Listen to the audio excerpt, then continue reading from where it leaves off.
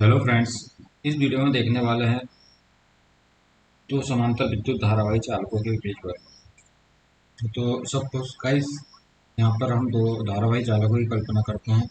एक धारावाही चालक इस तरीके से और इसके समीप हमने एक धारावाही चालक और दे दिया और इसके बीच की जो दूरी है गाइस, इसके बीच की दूरी को हमने मान लिया डी।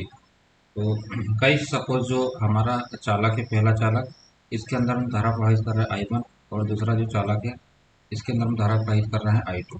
पहले वाले को हम इसको मन में नाम देते हैं फर्स्ट, इसको दे दिया हमने सेकेंड। अब गाइस जैसे हम इसमें जो धारा है इसे प्रवाहित करते हैं तो इसके चारों ओर इस तरीके से चुंबकीय क्षेत्र उत्पन्न हो जाता है। तो गाइस जो पहले धारावाही चालक का चुंबकीय क्षेत्र है वो दूसरे पर कोई बल आरोपित करेगा, उस बल की हमें गणना करना है। तो गाइस आप इस तरीके से डायग्राम बनाइएगा और इसका डिस्कशन जरूर कीजिएगा कि माना कि फर्स्ट और सेकंड कोई दो धारावाही चालक है, इनके बीच में टी है। पहले में I1 धारा प्रवाहित हो रही है, दूसरे चालक में I2 धारा प्रवाहित हो रही है। तो पहला धारावाही चालक है, इस पर चुंबकीय क्षेत्र के कारण जो बल है दूसरे पर लगता है उसकी गणना हमें करना है। इस तरीके से इसका डिस्कशन जरूर लिखिएगा।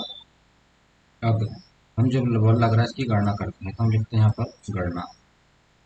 तो यहाँ पर देखिएगा गाइस ध्यान से, हम लिखते हैं चालक, गणना में हम लिखते हैं चालक फर्स्ट में I1 धारा प्रवाहित करने पर, I1 धारा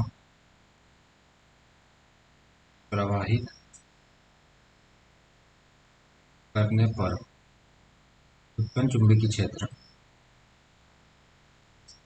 उत्पन्न चुंबकीय क्षेत्र।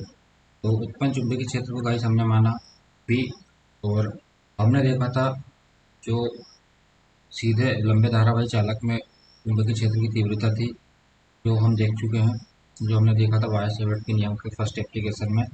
तो वो क्या होती है गाइस, वो हमने देखा था mu naught upon 4 pi into 2I upon D, ये हमने देखा था। बट यहाँ पर जो धारा है ये है I1, तो इसलिए हमने यहाँ पर लिख दिया I1। अब ध्यान से देखिएगा गाइस, अब यहाँ पर हम क्या करते हैं, चालक दो पर लगने वाला बल, इसलिए ये जो चुंबकीय क्षेत्र है इसके कारण चालक दो पर बल लगेगा। तो हम लिखेंगे चालक दो या सेकेंड पर लगने वाला बल। तो जो लगने वाला वो बल है गाइस ये होगा F, और ये जो बल F है हम इसे लॉरेंट बल मान लेते हैं। तो लॉरेंट में जो होता है हमने देखा जो I L V into sine theta. अब ध्यान दीजिएगा गाइस, जो चालक है एक दूसरे के समांतर हैं, तो समांतर होने के कारण जो थीटा होगा 90 एंगल। तो 90 एंगल के कारण जो साइन 90 होता है, साइन 90 कितना होता है, साइन 90 होता है हमारे पास एक। तो यहाँ पर हम इसकी वैल्यूज पुट कर देंगे। तो F equal to I L V और यहाँ पर साइन एक हो जाएगा, मतलब एक। तो यहाँ पर गाइस ये जो वैल्यूज है यहाँ पर हम क्या करते हैं, जो बी की वैल्यू हमने अभी निकाली है उसको यहाँ पर हम पुट कर देते हैं। तो F equal to I L, और जो बी की वैल्यू क्या है गाइस, ये है mu naught upon 4 pi into 2I1 upon D, ये थी बी की वैल्यूज। तो हम ब्रैकेट को चाहें तो ओपन कर दें और उसका थोड़ा सा व्यवस्थित कर दें, तो हो जाएगा mu naught upon 4 pi into 2I1 I2 upon D into क्या होगा गाइस यहाँ पर एल, इंटू एल, इसको हमने लास्ट में लिख दिया। अब क्या होगा गाइस, हम मान लेते हैं या सपोज